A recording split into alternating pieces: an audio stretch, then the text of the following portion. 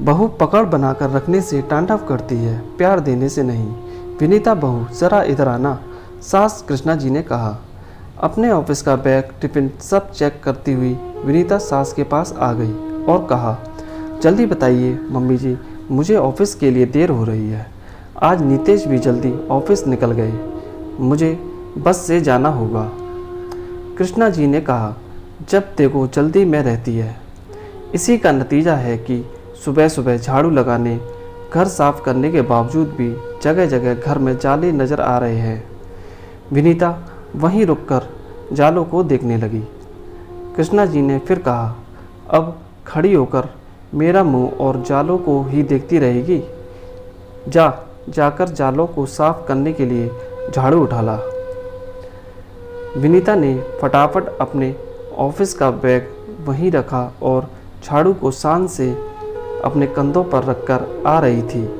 तभी ननंद मनीषा की नज़र विनीता पर पड़ी और उसने हंसते हुए कहा, भाभी यह क्या झाड़ू तो कंधे पर ऐसे रखा है जैसे बंदूक लिए किसी युद्ध पर जा रही हो। विनीता ने मनीषा के पास आकर धीरे से उसके कानों में कहा, ननद रानी, घर और बाहर की जिम्मेदारी निभाना किसी युद्ध लड़ने से कम थोड़ी है। अच्छा, अभी मैं चली, माँ जी का गुस्सा 7वें आसमान पर होगा और मेरी बस भी छूट जाएगी तो ऑफिस पहुंचकर बॉस का भी गुस्सा भी 7वें आसमान पर ही मिलेगा। विनीता भागती हुई सासू माँ के पास पहुंची। मनीषा भी पीछे पीछे पहुंची और विनीता के हाथों से झाड़ू लेते हुए कहा, भाभी आप जाओ, वैसे भी आज मैं कॉलेज देर से जाऊंगी, यह जाले मैं साफ कर दूंगी। विनीता ने मनीषा के गले लगते हुए कहा, बहुत बहुत धन्यवाद मेरी ननद रानी।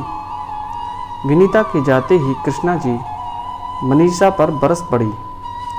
अरे तू बेटी है और विनीता बहू, अगर मैंने उस पर अभी से पकड़ ना बनाई तो कल को वो मेरे सिर पर चढ़कर तांडव करने लगेगी। मनीषा ने कहा, सही कह रही हो माँ, मैं तुम्हारी बेटी हूँ, मगर मेरे किए किसी काम में तुम कमी निकालती हो तो मैं वह काम करना छोड़कर तुमसे नाराज़ हो जाती हूँ। 1000 बातें सुनाती, जैसे कि तुम खुद ही कर लिया करो। बेचारी भाभी इस घर की बहू है, इसलिए तुम उसके अच्छे कामों में भी कमी निकालकर उन्हें परेशान करने का एक भी मौका नहीं छोड़ती। पर है तो वो भी इंसान ही, ना कब तक वह संस्कार और रिश्तों का ख्याल कर तुम्हारे इस अत्याचार को बर्दाश्त करेगी। एक ना एक दिन वह तुम्हें पलट कर जवाब देना सीख जाएगी। तब तुम्हें समझ में आएगा कि पकड़ बनाकर रखने से ही वह तांडव करती है, प्यार देने से नहीं। आज तुमने उसे अगर अब प्यार न दिया तो आने वाले वक्त में वह तुम्हें भी प्यार नहीं देगी। आज जिस तरह से पूरे परिवार के रहते हुए भी उसे अकेलेपन का एहसास कराया जाता है, वही अकेलापन तुम्हारे भी हिस्से में आएगा। मैं तो बेटी हूँ, जिस तरह भाभी को पराया धन कहकर विदा कर दिया गया, उस तरह तुम्हें भी मुझे एक दिन विदा करना ही होगा। तब कौन तुम्हारे काम आएगा? कृष्णा जी ने अपने दोनों कान पकड़ते हुए कहा, अरे बेटा, अच्छा हुआ तो जो तूने वक्त रहते मेरी आंखें खोल दी। मैं तो पूरे दिन घर में रहती थी, तब थकान के मारे कभी कभी साफ सफाई अधूरा ही रह जाता था। और विनीता बहू घर के साथ साथ बाहर की जिम्मेदारियां भी संभालती है। तेरे पापा की आमदनी कम थी, अकेले कमाने वाले हैं और 4 खाने वाले। इसी मजबूरी की वजह से मैंने कभी काम वाली नहीं रखी, पर अब तो बेटे के साथ बहू भी कमाती है।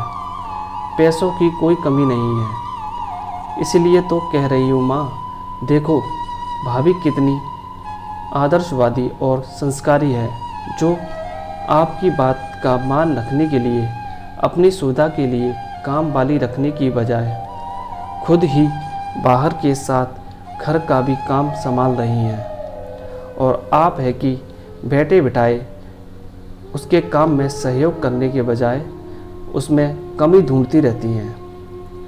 मनीषा, चल पड़ोस वाली कांता के घर चलते हैं। उसके घर में जो काम वाली आती है ना, उससे बात करते हैं कि वह सुबह शाम घर में झाड़ू पोंछा और बर्तन कर दिया करे। धन्यवाद।